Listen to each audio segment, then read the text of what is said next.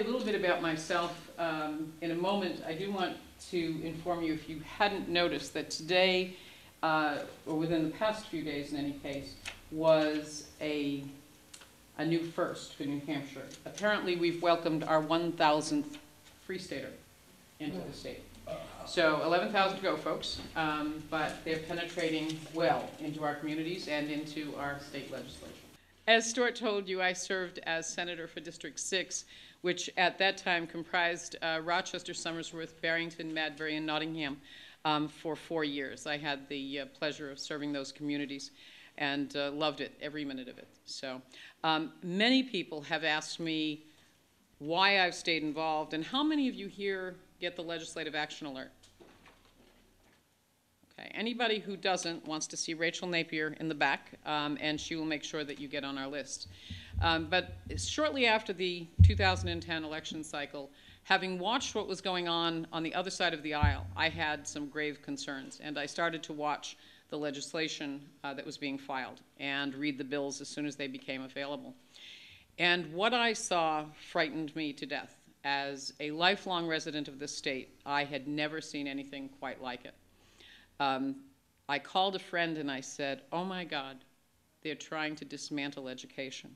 And he said, "Jackie," he said, "don't use hyperbole." He said, "We've got enough problems, don't use hyperbole." I said, "Okay, Dave." I said, "Let me recount what I've seen. There are 57 bills. One of them is to eliminate kindergarten. One of them is to roll back the dropout age to 16. One of them is to remove core standards from our curriculum. One is to essentially eliminate compulsory education by allowing folks to pick and choose which classes, if you don't like that junk science climate change, you don't have to go. By the time I got done rolling through the list, he said, "Oh my God, they're trying to dismantle education." I said, "Hyperbole." But in any case, that motivated me to sit down and actually to use the skills that I had. And that all came because on election night, my son looked at me and he said, he felt very bad about the election results. And he put his arms around me and he said, "I'm so sorry, Mom." And I said, "Josh, this isn't about me. It's not about me. This is about people I care about. This is about issues I care about. It's not about me." And so before he left, he said, "What are you going to do now?" And I said, "I'm going to get some podunk job. I'm going to go dancing more often, and your father and I are going to take more vacations." And as only this son, we've got 5 of them, but as only this one is capable of, he looked at me and said, "It was all about you, wasn't it?" I knew just what he meant by that. I had written for newspapers and magazines. I had taught. I had spent 6 years in the legislature, 2 years in the House, 4 years in the Senate. I had a skill set that I could use. And so once I took a look at these mounting bills that were so completely contrary to the traditions of New Hampshire, I said, I've got to put those skills to work. And so I started writing the Legislative Action Alert. And the initial group, I had about 50 friends. I sent them out, I sent the first edition out to. And the most amazing thing happened over the next few weeks. They all sent it to friends and relatives and family members. One woman had a list of 400, another had a list of 200, and somebody had a list of 50. And suddenly I started getting requests to put people directly on the list. My list today comprises about 2,000 people, and it's going viral even beyond that, because I see people all the time that get it that are not directly on my list. So that has helped to inform voters in the state of New Hampshire. That was part of my way of dealing with what I saw happening and what I foresaw continuing to happen, and we can certainly see it this year. But my interest in what's happening to our state goes much deeper than that. And in order to explain how profound this is to me, I need to share with you a little bit about my personal background. I was born and brought up in Berlin, New Hampshire. How many of you have been to Berlin? It's an interesting community. What I didn't know until only the last few years is that the Berlin that I grew up in was already on the downward side. I didn't realize Berlin was the 4th largest community in the state just before I was born. It had 8 trains a day coming into it. It was vibrant. It had a semi-pro baseball team, had 22,000 people, and commerce was booming. It was a great community. And even in my childhood, I mean, it was a working class community, yes, but there was still a certain vibrancy to it. You know, we had the Brown Paper Mill Company, we had Converse Rubber, the sneaker factory, we had the Wear Knitters T-shirt company, and my family was employed in those. You know, I remember distinctly my grandfather coming home about every afternoon, 4 o'clock, in his green uniform, sort of smelling like wood chips, and his silver lunchbox in hand. And, you know, neighbors would yell out, "Hey, Elwood, how's it going?" And, you know, even after a long day's work, there was a sense of pride on his face for having put in a good day's work. And that man never asked. I mean, he was so, you know, he was just a giant bear of a man to me. He never asked for much. He'd have his bottle of Schlitz at the end of the day, and good weather, he'd sit on the porch and, you know, do the same thing with his neighbors as they went by. His family, his friends, my grandmother Phyllis were the most important things in the world to him. He never expected to travel very far. He didn't even own a car. And later on in life, when they got one, my grandmother was the one who drove. He never drove. But one thing I knew growing up is that my grandfather looked ahead and he could see a better life for his children and his children's children. So despite the fact that I was brought up in a 3rd-floor walk-up tenement, in a family where most of whom never finished high school, I knew that I had opportunities. And what's more important than my personal story is that we had leaders in this state and leaders in this country that believed that simply because you were brought up in a 3rd-floor walk-up tenement on the edges of poverty, that didn't define who you were.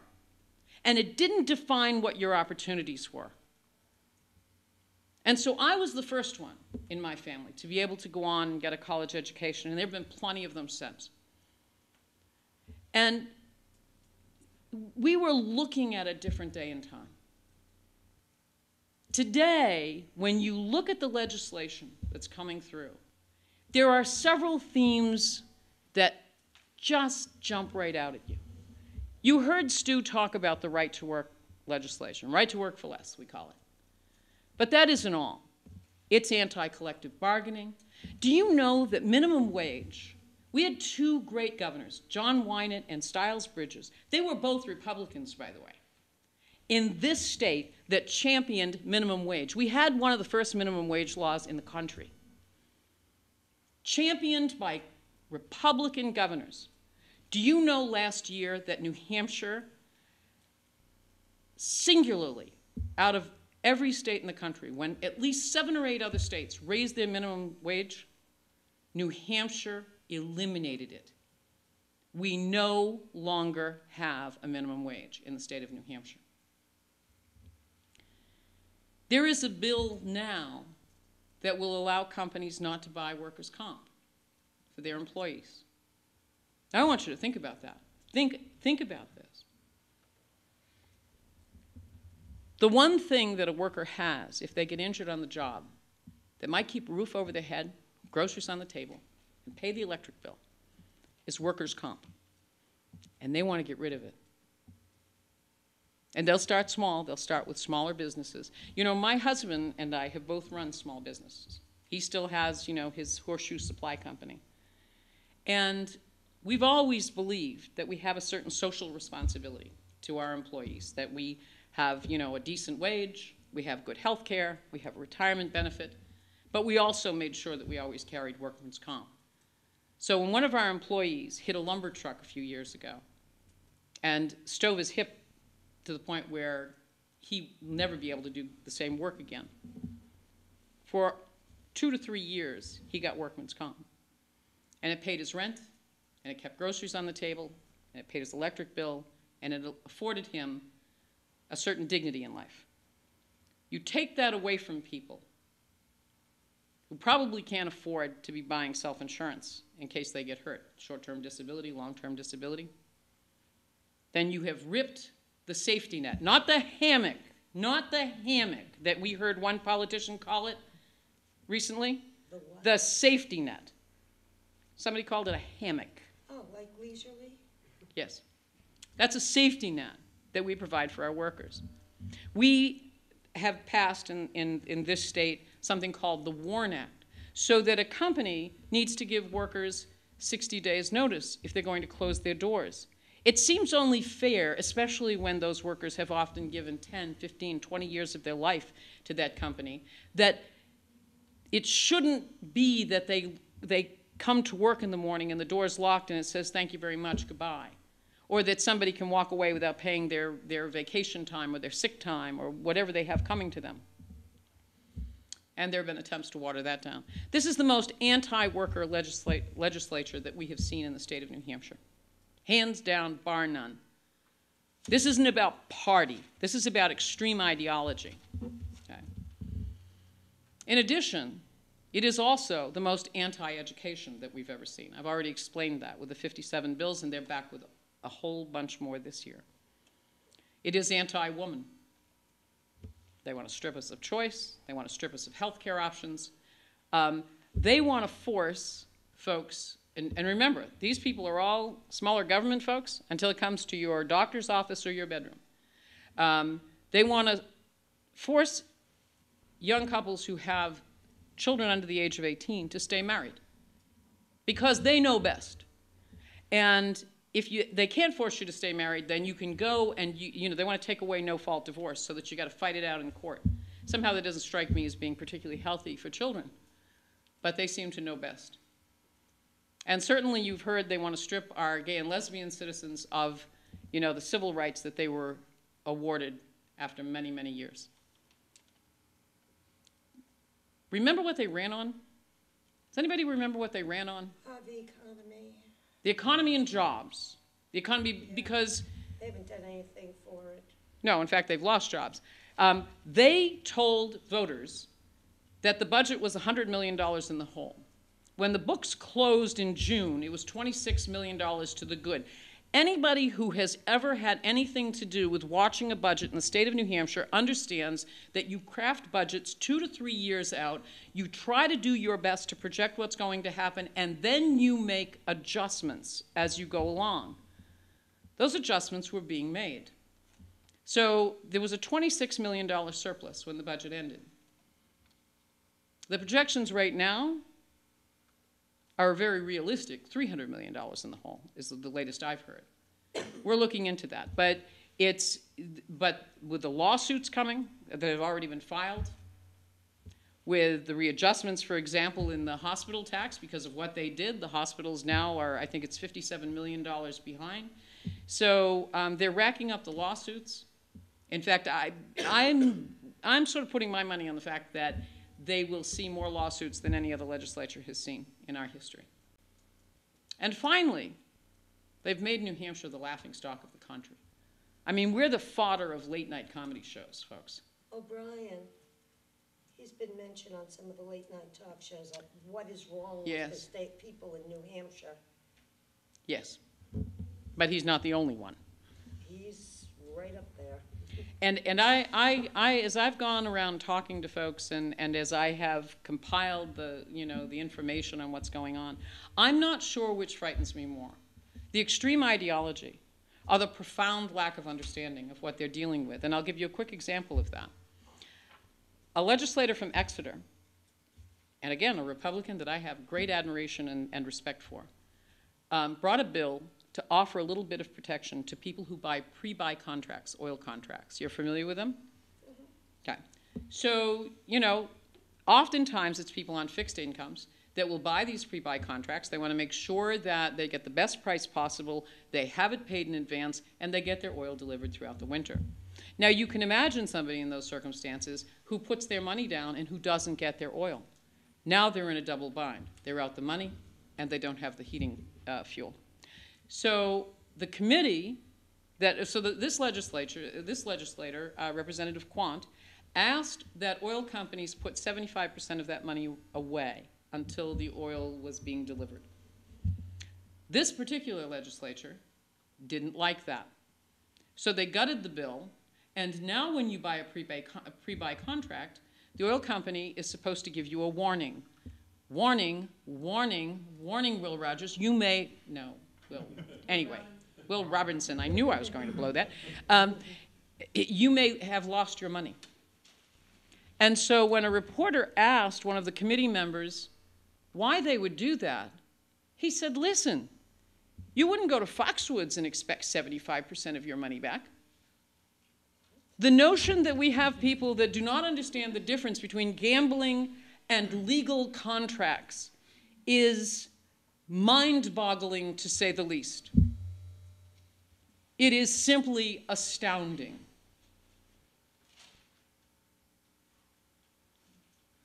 I mentioned when I started that there was an article in Seacoast Online today that said they were welcoming the 1,000th Free Stater.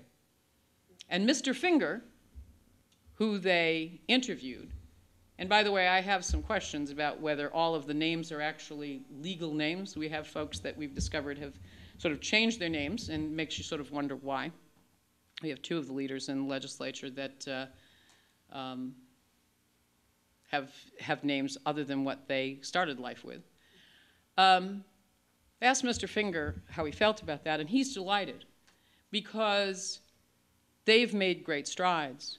They have at least 12 bona fide Free Staters in the legislature. I would say they have considerably more. The estimates have been up over 100. Because remember, they only call themselves Free Staters if they actually moved here. If they signed up and they were willing to go to Montana, they would have called them a Free Stater in Montana. But because they lived here, they're only associate members. So we have some really like-minded folks. But what's more worrisome, and Nancy, you're going to deal with this, what's more worrisome is that the game plan is to get on the boards, the select boards, the councils, the budget committees, and so on. And they are carrying that out with real precision. We have several of them in Seabrook. We had 3 of them run in Manchester. We have one on our budget committee in Barrington who also ran for state rep. We have council, at least one of them made the council, I think, in Portsmouth. So they have moved around the state, and they're running for office, and they are carrying the ideology with them. If you read the literature, you read their website, you read what Jason Sorens had to say, they want to get in on the ground level and dismantle those budgets. I had a Free Stater call me because I documented a lot of this in one of the action alerts. And he wanted to give me a run for my money as we talked about it. And I said, listen, I said, this is not, I said, one of the wonderful things about this state and this country is you have a right to believe anything you want.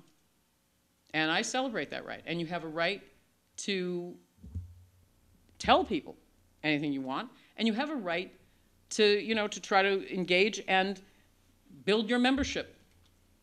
What it seems to me you shouldn't have a right to do is to run under the once proud label of Republican. That used to be a group that I could work with across the island. For 6 years I did. Seems to me that you shouldn't have a right to run as a Republican when that's not what most Republicans believe. When I talked with folks on the other side of the aisle when I served, we could talk about wanting a high-quality education, and we agreed on that for our citizens. We may not have agreed on how to get there, but we agreed on the goal. Well, I'm here to tell you tonight the goal is not the same for this legislature, not by a country mile. And by the time they're done, they will likely have succeeded in wreaking enough havoc in our state that it will take years to turn around. There are rights being taken away. There are budgets being slashed. And anybody that tells you this is not going to rain down on property taxpayers has absolutely lied to you. The $400,000 deficit that you're dealing with your school board, the school this year, school budget, be prepared, because that's going to continue to happen until we turn this ship around, until we put rational, reasonable people in those seats who, first of all, don't follow an extreme ideology in any regard, and whether it's this one or any other, and who actually understand what they're doing when they craft legislation. Those are the laws that all of us need to live by. So we have got our work cut out for us. You absolutely have to talk to folks about running for office, get them thinking about it early, help to prepare them, get their name out in the public, start talking to your friends, family, and neighbors. And I also want you to know, and it's been well documented, there are a number of articles out there, that many of your Republican friends are just as distressed about this as we are. So, you know, recruit great Democratic candidates, but be mindful that, you know, what we really need is rational people who understand what they're doing in that office. So thank you again. I apologize for being late. I'll be happy to field any questions that you may have.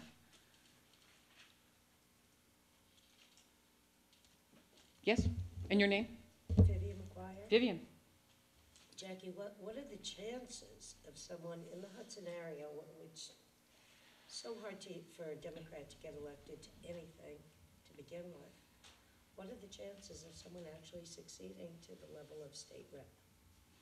I think there are a couple of things. First of all, as I said, you can count on the fact that there are people who've been watching. When my father-in-law, who I think was a Republican before he was born, just said this week that he plans to change party affiliation, I said the world has shifted. And I asked my husband, are we still on the same axis? And who also thought that a woman as governor was probably the most awful aberration the state has ever seen, and who is championing me at the moment. So the world does change. We do have a shot. The other thing that I would say, Vivian, is that it's really important to show people what's happened in Concord. You can readily put together a small flyer of take the top 5, take the top 10 things they've done that are so antithetical to our traditions in New Hampshire. As I said, you heard me recount the kinds of things that we've done even under Republican administrations. Republican administrations every year before the Democrats ever came into the majority for the first time in over 100 years had gotten that right to work for less bill, and every year they defeated it. So you can put together some of the most high-profile, you know, legislation that they have worked on and have passed in many cases. Bring them to your neighborhoods. In Barrington, we're starting to flyer every home. We've put together a group of 30, 40, 50 people, and my husband, for the first time in his life, is out there door knocking and saying, please come to our town meeting. We want you to understand what's going on. Please take a look at what they're doing in Concord. And just put on the bottom, is this what you voted for? Is this really what you voted for?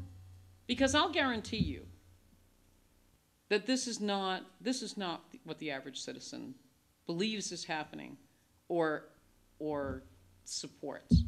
And the other thing that I'll tell you is, think about creative channels. I'm sitting in the hairdresser's hairdresser's chair, a few months after the election. And so I said, did you see that bill where they want to take licensing away? And I said, thank God she had the scissors back here, because every stylist in the place stopped, and all of a sudden they were just so outraged, so completely outraged. Well, it turned out when they brought that bill in, there were somewhere between 300 and 500 people who showed up to say, are you kidding? And a lot of them were stylists. And the prime sponsor's hairdresser, when he called to make an appointment, said to him, go to somebody who doesn't have a license. She fired him. I love that story. So I think if you let people know, they'll do the right thing. When you speak to some of the state legislators, the way they convolute things, it's terrible. They had, a few months ago, there was someone, I forget his name, out of Nashua, who was quoted in the Nashua Telegraph as saying that he's very much against same-sex marriages because he feels threatened because of his Christian beliefs. I called the man, and we had I thought, a rational discussion. I let him know that if everybody has to believe the same way he believes, or they're going to burn forever in hell, and don't deserve to really be able to live a normal life, then he's the same as Bin Laden was. Gotta think the way I think, or you can't think. It can't be. And then I asked him at the end of the conversation about the money that was misused from Medicaid. And he turned around and he said, well, I'm not on that committee. That's number one. Number two, what he informed me was, the federal government is making us pay it back. It's all the federal government's fault. It's all Obama's fault. Oh. And I sat there and I'm looking at the phone and thought, I'm not going to get through to this guy, am I? No. No. But I wouldn't stop trying, because I think it's important to, and it's also important to keep calling even those that will agree with you, so that they hear our voices. It's important. It's part of the, it's part of our right. So I would keep trying.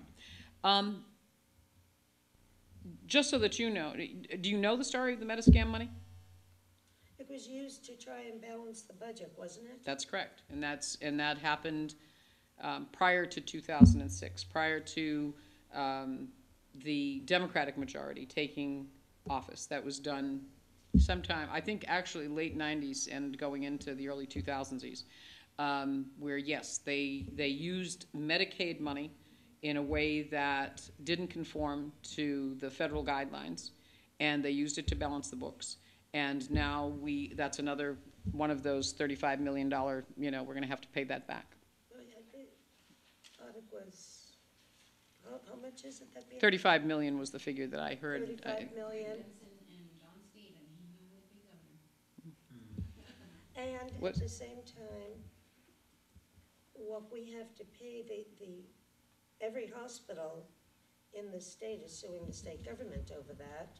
I think there are 10 hospitals. 10 hospitals that are suing the state government over that. So when they win, which I'm sure they will, then it costs us even more. Right. It's the money that we have to pay back, and then the money that we have to pay to the hospitals because they've been shut out. Well, there are a couple of separate things. What happened with the hospitals, and this legislature would like to tell you that that they didn't raise taxes. That is absolutely not true. There was, in order to leverage Medicaid dollars, the hospitals paid what was called a bed tax.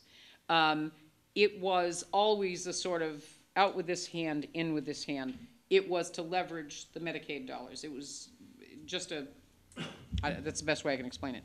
And so I think that amounted to 100, and does anybody know, it was either 100, well, let's see. The latest bill that I've seen was it was a constitutional, it was actually a House concurrent resolution, I believe, supporting Arizona's law that their own governor, I believe, vetoed because of its egregiousness, and she's not exactly what I would consider a moderate. So that seemed a bit odd, considering how many jobs they ought to be working on, that they would spend time congratulating Arizona on a bill that didn't pass that state. I'm not sure what else they have there, but it's certainly something I can look into, and I'll get it out on but Alejandro probably knows. There is several, but there is one that has been passed last year, and it failed. That is to order the police when they stop someone that it looks suspicious, like you are walking on the street. Oh, it was Arizona's, yeah, it was right. Then in that moment you need to prove your situation as an immigrant, and then they will have the obligation to call ICE in that moment. Mm-hmm. The interesting thing is that when they come up with these bills, even they don't bother to talk with law enforcement people. because the law enforcement people, they don't like to do that. Mm-hmm. Because what it's doing is breaking the communication between the communities and the police. Sure. And that is unsafe for everyone. Mm-hmm. On the 18th, I believe is going to be presented this bill, and of course we are going to go there to give testimony against that, and we have a lot of police officers going with us, and a lot of people working with social justice issues. And I'm hopeful that we are going to be able to kill it on the community. Good. I hope, yeah. Good. Thank you, Senator. Just a comment on the immigration.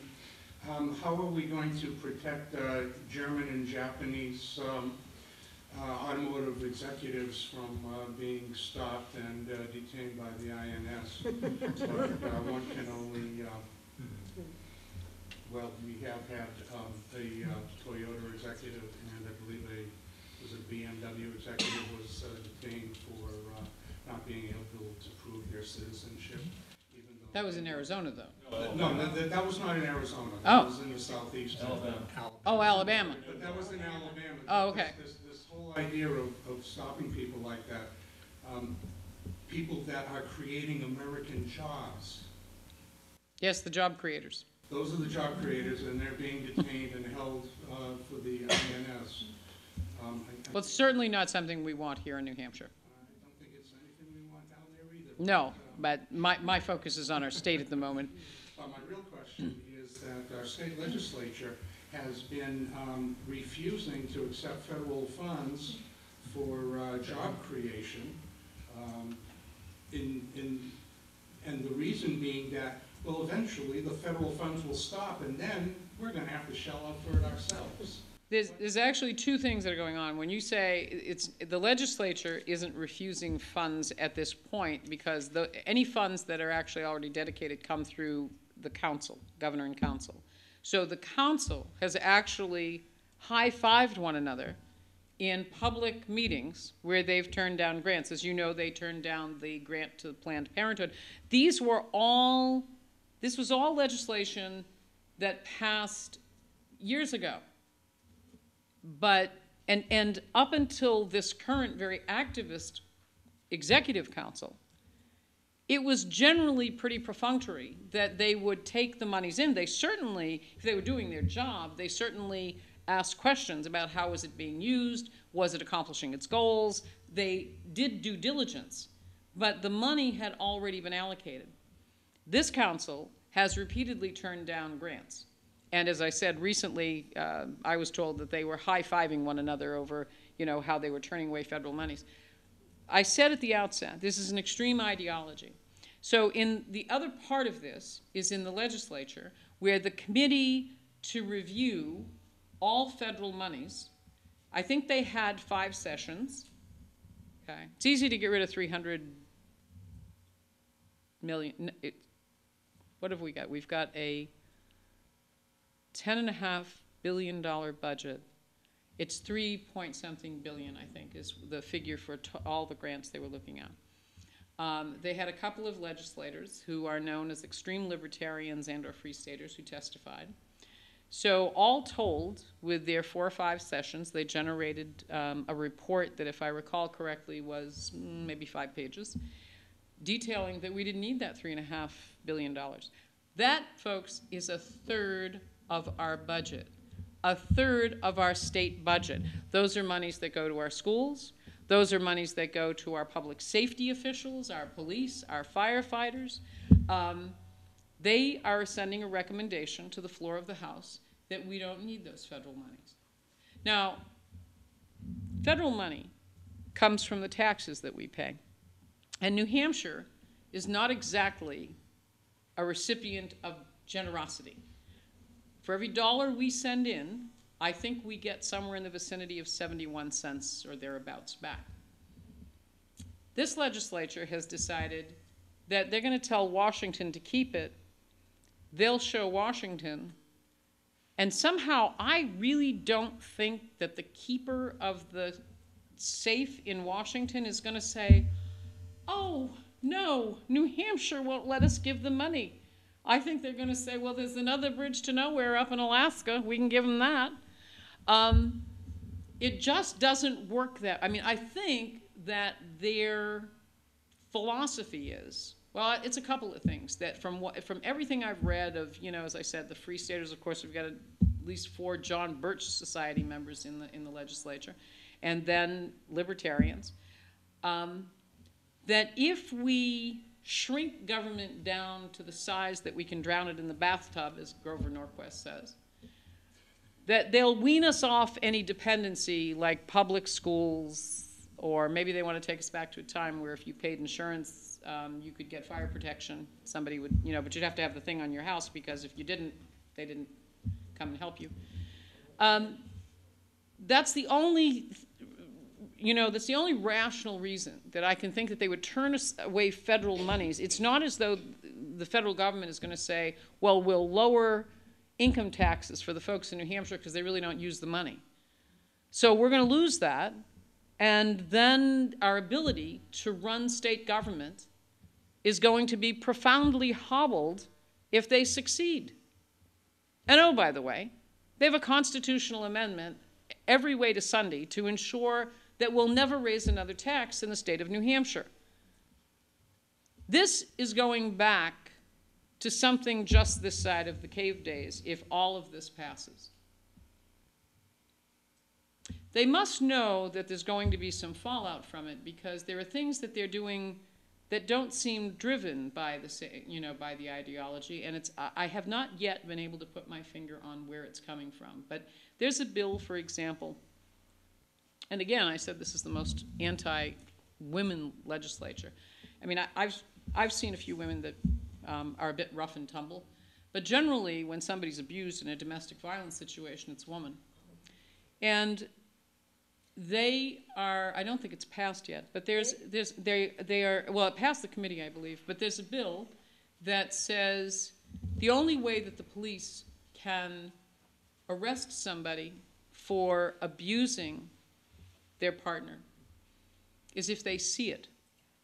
Now, if they don't see it, so they get to the house, and this was testimony, by the way, by one of our chiefs of police in the committee. If they get to the house and the woman's bloodied and bruised and half her hair is on the floor and the furniture's all overturned and the kids are crying, they have to say, well, I didn't see it. Could you just hold the action? Can we just put it on pause? And I'm going to run to the courthouse and I'm going to get an order. And this chief of police testified that with the limited resources that his community already has, there was nobody that could come and stay there to ensure that it didn't start again as soon as that officer left. And anybody who knows anything about domestic violence knows that the most dangerous time for a woman is after that officer arrives. If he doesn't do something or she doesn't do something at that moment, when the door closes, her abuser's going to be even more upset that she had the audacity to call for help. And that's when people die, folks. That's when people die. And this legislature doesn't seem to care. I don't know. You haven't asked me a question. I just wonder what you're going to do to show leadership on supporting the Affordable Care Act and making sure that we have all the provisions in place for 2014. I'm going to lobby with everything I've got. The people of this state deserve every opportunity to provide health care for all of our citizens.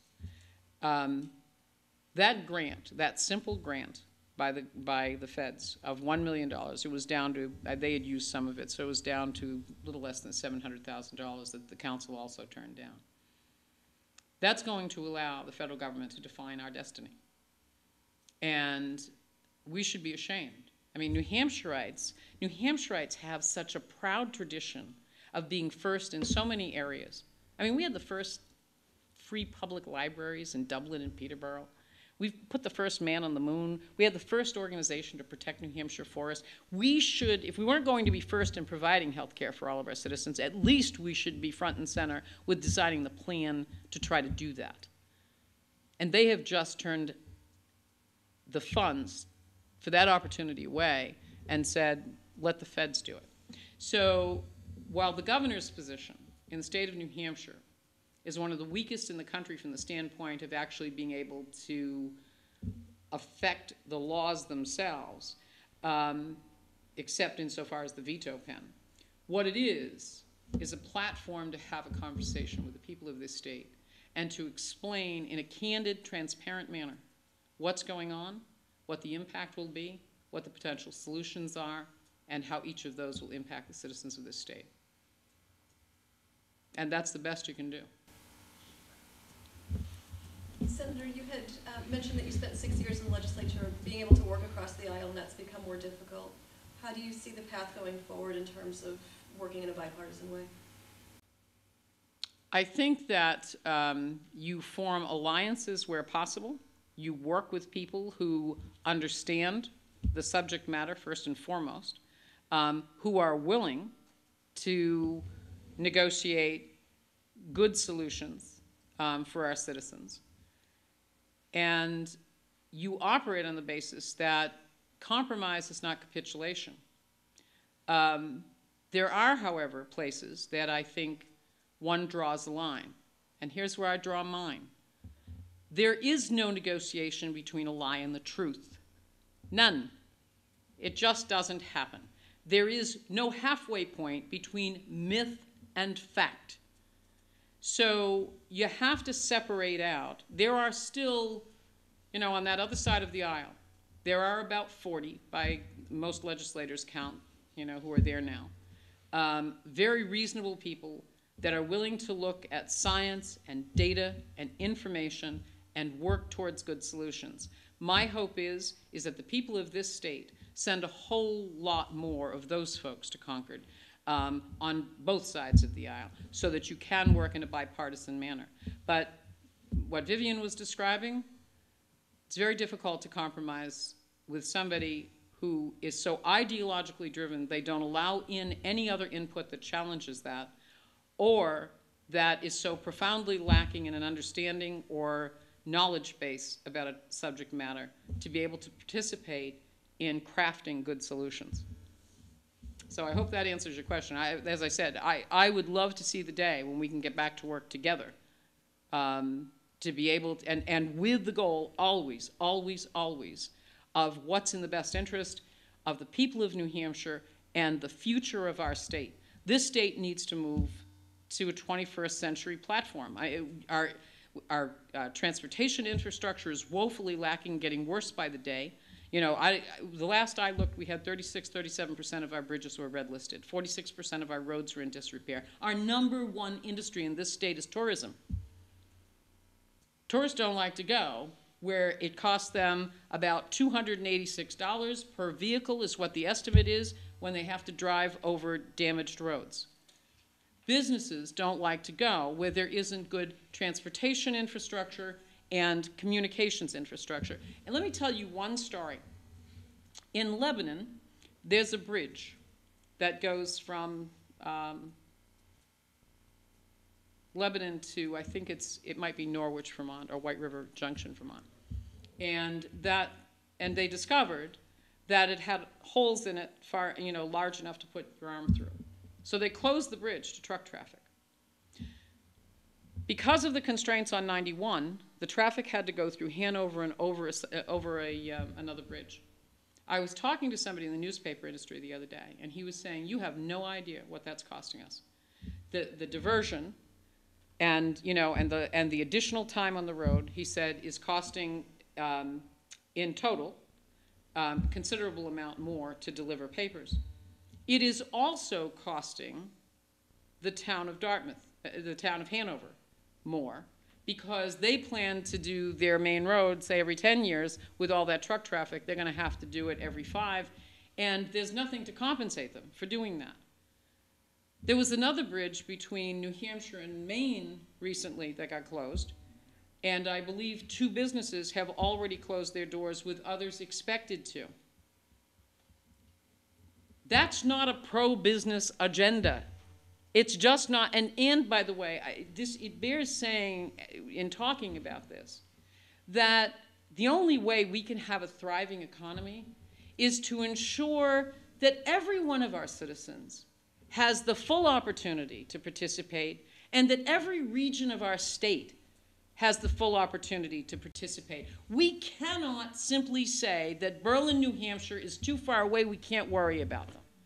We can't say, well, Keene's over there, you know, sooner or later Vermont will take them on.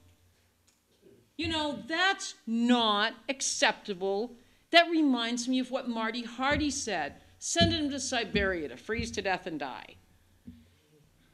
The vision for this state has to be one that encompasses every region of the state and every citizen of the state to reach their full potential. And don't let anybody tell you that can't be done. There's no silver line, there's no silver bullet in this, there's no easy solution, but because something might take a little work and take a little energy and creativity doesn't mean it can't happen. It means bring the best minds in the room to make sure that it does happen. And the only time things have, you know, we've moved ahead as a society, whether it's in this country or whether it's in this state, is by doing what somebody else told us was impossible to do. Well stated. Thank you. However, getting back to transportation issues, we are on the widening of I-93. We're about $365 million, or we're looking for that to finish or complete the project. But we have a present governor who had the ability to raise gasoline taxes, which haven't been raised since 1993. We have one of the lowest gasoline taxes in the country at 18.4 cents, but there's no intestinal fortitude to stand up and say we got to do it. It's always, well, this isn't a good time to do it. The economy isn't good, or when the economy is flourishing, no, we can't raise it then because we might dampen the economy, and that, from my perspective, is just an excuse not to do something.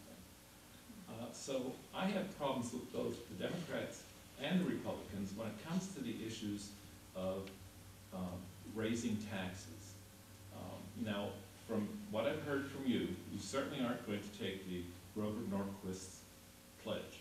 Or any of the 15 others that are out there. There are two other pledges that are of importance in this state anyway, and that's the William Loeb pledge. Meldrum Thompson, right? Okay, which, you know, Senator Shaheen, I love her, but I mean, she had the wonderful opportunity when the legislature, a Republican legislature, actually gave her that ability to have a state income tax, and she, because of the pledge, decided not to do it. And then there's the NRA pledge. Oh, and then there's the Americans for Billionaires Prosperity Pledge. We could go on and on and on. We could, you know, we... That have influenced politicians in this state, NRA, the guns. Now, of course, they want guns on the ability for students to carry guns on college campuses. And then there's the William Loeb, no new taxes. And here's the guy that never lived in this state to begin with. And he has long been dead, and he still has a tremendous influence on our political elite in this state about having a problem with when there is a need to say, okay, we have to do something in reference to this need. Let me say several things about that. First of all, taking pledges of any sort is not leadership. Taking pledges simply says to you, John Q. citizen, I don't trust your intelligence enough to have a conversation about something. I'm already telling you in advance I'm not going to think about that. It makes governing extremely easy because you just take it all off the table. I believe in the intelligence enough of the people of this state to have any conversation that they want without my telling them in advance that I'm not going to listen to it. Thank you.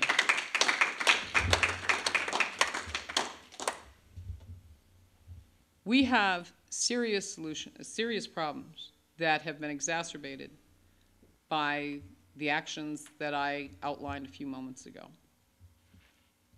In order to go forward, we have to have a candid conversation. If the people of this state want things the way they have been, we rely very heavily on the property tax, and all of the actions taken by the current legislature will, if they're successful, it will enshrine forever that dependence on a rising property tax base. And given that we have one of the older populations in the country, that means as our citizens' income becomes limited, they're going to be faced with some pretty dire consequences. If that is what the citizens of this state want, I'm not about to change that. But they need to make sure that that's what they say. And they also need to understand that if we do that, that there are services that they rely on that will go away.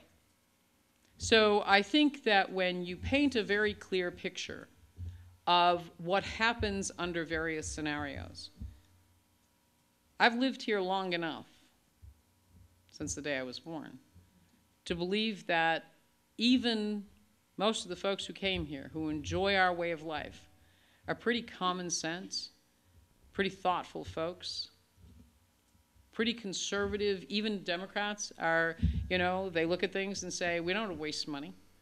But they also believe that government is a place that, as a civilized society, we come together to solve problems. And I think that when you have those conversations with folks, and as I said, you explain, you know, the pros and cons and what the results of certain actions will be, that we will engage in a conversation.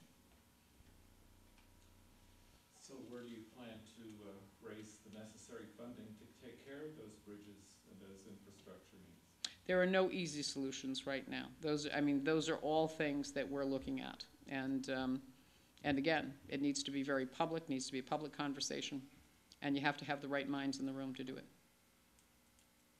Anybody who tells you that throwing up a casino is going to be the answer, well, but unfortunately, you know, not just you in this room, but the people of New Hampshire are going to have to decide whether we're in this together and whether they're going to work through this together to find, you know, to find the right solutions, or whether they're going to go for pat answers. Well, that's what my thought has always been about New Hampshire's advantage. Mm-hmm. The whole business of New Hampshire advantage, to me, is to have people from other areas, Mm-hmm. mainly Massachusetts, come up and buy our lottery tickets. We were the first in the nation to have lottery tickets. Buy our liquor on the state highways. We're probably the only state in the country that has liquor stores on the interstate highways. Okay. Strategically located, as a matter of fact. Okay, all these, which are basically sin taxes, which is, the advantage is, let somebody else pay for it. Right.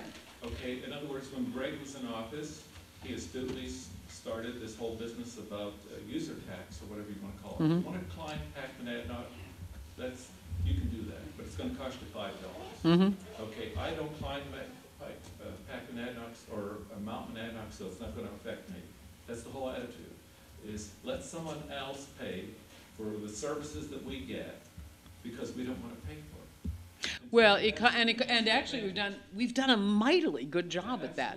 But economists will tell you, some of the best economists in our state will tell you that we're pretty much tapped out in doing that. So as I said, the choice is going to be, you know, a continuing reliance on the property taxes, and if people, you know, support that, so be it. I want to thank Senator Cilley for coming and showing us how government works. And again, if you'd like to sign up for the action alert, please see Rachel. Thank you. Thank you for inviting me. First to sign